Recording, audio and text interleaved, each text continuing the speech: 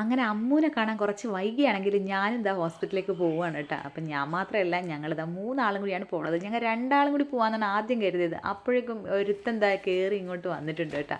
അവന് കുഞ്ഞാവനെ കാണണം അത്രേ. അപ്പം പിന്നെ എന്തായാലും ആഗ്രഹം പറഞ്ഞാൽ പിന്നെ ഞാൻ പറഞ്ഞേടാ, നമ്മളെ വീട്ടിലേക്കല്ലേ വരുന്നത്, മടക്കരയ്ക്കല്ലേ വരുന്നത്, നമ്മൾ നാട്ടിലേക്കല്ലേ വരുന്നത്, നമുക്ക് അവിടെ നിന്ന് കാണാമെന്ന് പറഞ്ഞിട്ട് അവന് ഒരു രക്ഷയില്ല. അവന് ഇപ്പം തന്നെ കാണണമെന്ന് തന്നെ. പിന്നെ ഒന്നും നോക്കിയില്ല, കൂടെ അങ്ങ് കൂട്ടി. പിന്നെ വേറൊരു കാര്യമുണ്ട്, ഇവനും ജനിച്ച ഹോസ്പിറ്റൽ അത് തന്നെയാണ് കേട്ടോ. ഇവനെന്ന് മാത്രമല്ല, നമ്മളെല്ലാവരും, നിഗി ആയാലും ഞാനായാലും വിപിനെ ആയാലും ഒക്കെ അവിടെ തന്നെയാണ് പ്രസവം ഉണ്ടായത്. അപ്പോൾ അങ്ങനെ ഒരു ഇതും കൂടി ഉണ്ട് കേട്ടോ ഞങ്ങൾക്ക് ആ ഹോസ്പിറ്റലിൽ എത്തി അമ്മൂൻ്റെ ആ റൂം വരെ മാത്രമേ ഞാൻ എടുത്തുള്ളൂ കേട്ടോ. റൂമിനുള്ളിലോട്ട് ഞാൻ എന്തായാലും ക്യാമറ ഓൺ ചെയ്ത് കയറ്റിയിട്ടില്ല. അപ്പോൾ അവൾ എന്തായാലും ഒന്ന് ഫ്രീ ആയിട്ടൊക്കെ വരട്ടെ. അപ്പോൾ ചേട്ടൻ പറഞ്ഞ പോലെ അതൊക്കെ കഴിഞ്ഞിട്ട് വ്ളോഗ് ഫോർ യുവിൽ എന്തായാലും ഫസ്റ്റ് കാണിക്കും. അപ്പോൾ കുഞ്ഞുവാവനെയും അമ്മൂനെയൊക്കെ കൂടിയിട്ട് അന്നേരം നമുക്ക് കാണാം. ഞാൻ പിന്നെ ജസ്റ്റ് ഒന്ന് അങ്ങനെ പോയി എന്ന് അമ്മൂനെയും പാവനെയൊക്കെ ഒന്ന് കണ്ടിട്ട് വന്നു, അത്രമാത്രം. അപ്പോൾ ഞാൻ പോണ വഴിക്ക് വെറുതെ ഒന്ന് നന്ദുവിനോടൊരു കഥയൊക്കെ പറഞ്ഞു കൊടുത്തിട്ടാണ് പോകുന്നത് കേട്ടോ. വേറൊന്നല്ല, പണ്ട് നന്ദുവിനെ പ്രസവിച്ചിറക്കണ സമയത്ത് നന്ദുവിന് കുട്ടിക്കുപ്പായം, നമ്മൾ ആ ചെറിയ കുട്ടിക്കുപ്പായം മേടിക്കുമല്ലോ, അപ്പോൾ ആ കുട്ടിക്കുപ്പായം 4 പാക്കറ്റ് ഞങ്ങളന്ന് വാങ്ങിച്ച് വെച്ചിട്ടുണ്ടായിരുന്നു. അപ്പോൾ എന്നോട് അമ്മ ഓടിക്കൊണ്ട് വന്നിട്ട് എന്നോട് പറഞ്ഞേ, മോളെ അതിൽ നിന്ന് ഒരു കുപ്പായത്തിൻ്റെ പൊതി കാണുന്നില്ല എന്ന് പറഞ്ഞു. 2 എണ്ണമുള്ളൊരു സെറ്റാണ്. എനിക്ക് പ്രസവം ആ സിസേറിയനൊക്കെ കഴിഞ്ഞിട്ട് ആ ഒരു വേദനയിലൊക്കെ അങ്ങോട്ട് കിടക്കുകയാണ്. പക്ഷേ എന്താ പറയുക, എന്നാലും എനിക്ക് അങ്ങോട്ട് ഭയങ്കര ദേഷ്യം. ആ സമയത്തൊക്കെ നമുക്ക് ദേഷ്യം കുറച്ച് കൂടുമല്ലോ. അങ്ങോട്ട് വന്നിട്ട് ഞാനിട്ട് അമ്മനോട് നല്ല കയറലാണ്. അമ്മയുടെ പറയും, അമ്മ ഇതവിടെ കൊണ്ടുവച്ചാൽ അങ്ങനെ ഇങ്ങനെ എന്നൊക്കെ പറഞ്ഞിട്ട് ഭയങ്കര ഡയലോഗ്. അമ്മ എന്നോട് ലാസ്റ്റ് പറഞ്ഞു, തൻ്റെ നീ ഒന്ന് അടങ്ങ്, എന്തായാലും അത് ആ കുപ്പായിനി ആരെങ്കിലും എടുത്താൽ തന്നെ അത് ഇടണത് ഇത്രയുള്ള കുഞ്ഞുങ്ങൾ തന്നെ ആയിരിക്കൂലേ, നമ്മൾ എടുത്തോണ്ട് പോയ ആൾക്കാരല്ലല്ലോ ഇത് ഇടുവാന്ന് വിചാരിച്ച്.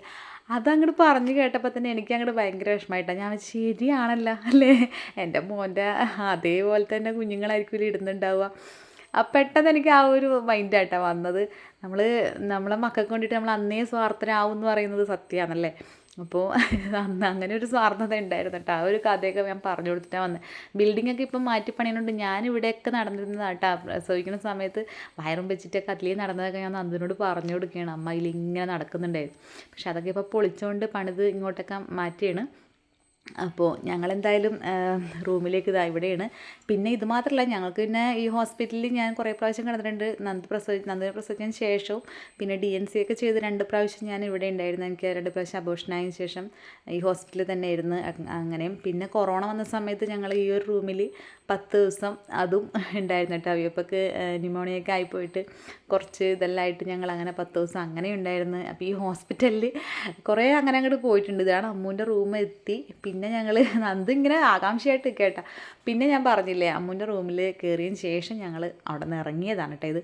പിന്നെ ഞാനൊന്നും എടുത്തിട്ടില്ല.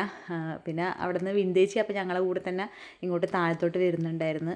അപ്പോൾ ഞങ്ങൾ വിന്തേച്ചിനെയും കൂട്ടിയിട്ട് ഞങ്ങൾ ഒന്നിച്ചിങ്ങോട്ട് ഇറങ്ങിയിട്ടാ. ബാക്കി എല്ലാ കാര്യങ്ങളും ഇനി വ്ളോഗ് ഫോർ യുയിലും നമ്മളെ വീഡിയോയിലും ഒക്കെ ആയിട്ട് അമ്മൂൻ്റെ വിശേഷങ്ങളും വാവേൻ്റെ വിശേഷങ്ങളൊക്കെ വരും. അപ്പോൾ ഇന്നിപ്പോൾ ഞങ്ങൾ ഇത്രയൊക്കെ ഉള്ളൂ. അമ്മൂനെ കണ്ട് വാവനെയും കണ്ട്. അപ്പോൾ വാവ പിന്നെ ഫുൾ ടൈം ഉറക്കോടെ നൈറ്റ് ഡ്യൂട്ടിയാണെന്നാണ് പറഞ്ഞത്. പകൽ മുഴുവൻ ഉറങ്ങിയിട്ട് നൈറ്റ് ഡ്യൂട്ടിയാണ്. അപ്പോൾ പിന്നെ പൊതുവെ അങ്ങനെയാണല്ലോ. അതുകൊണ്ട് മിനിയമ്മയും വിന്തേച്ചിയൊക്കെ കിടന്നിട്ട് ഇങ്ങനെ അങ്ങോട്ടും ഇങ്ങോട്ടൊക്കെ പായുന്നുണ്ട്. സ്വാഭാവികം, ഇതൊക്കെ നമ്മൾ എത്ര കണ്ടിരിക്കുന്നല്ലേ. അപ്പോൾ എന്തായാലും വിന്തേച്ചി ടാറ്റയൊക്കെ തന്നിട്ട് ഞങ്ങളെ ഇങ്ങോട്ട് വിടുകയാണ്. അപ്പം ഞങ്ങളും ഇനി നേരെ തിരിച്ച് വീട്ടിലേക്കാണ് കേട്ടോ. കുറച്ച് വൈകിയേട്ടോ ഞങ്ങളോട്ട് നിന്ന് വർത്താനമൊക്കെ പറഞ്ഞ് അങ്ങനെ കുറച്ച് സമയം കൂടെ ആയി. അപ്പോൾ രാത്രിയായി. ഇനി എന്തായാലും പോണ വഴിക്ക് ഒരു കോക്ടെയിലൊക്കെ അടിച്ചു. കണ്ണൂരെത്തിയാൽ പിന്നെ കണ്ണൂർ കോക്ടെയിൽ നമുക്ക് മുഖ്യം. അപ്പോൾ അതൊക്കെ അടിച്ച് നേരെ വീട്ടിലേക്ക്. അപ്പോൾ എന്തായാലും 2-3 ദിവസം കഴിഞ്ഞ് അമ്മു ഡിസ്ചാർജ് ആവും. അപ്പോൾ പിന്നീട് നമുക്ക് അമ്മൂൻ്റെ വിശേഷങ്ങളൊക്കെ വീണ്ടും അറിയാം. അപ്പോൾ എന്തായാലും അടുത്തൊരു വീഡിയോ കാണാം കേട്ടോ. ടാറ്റാ.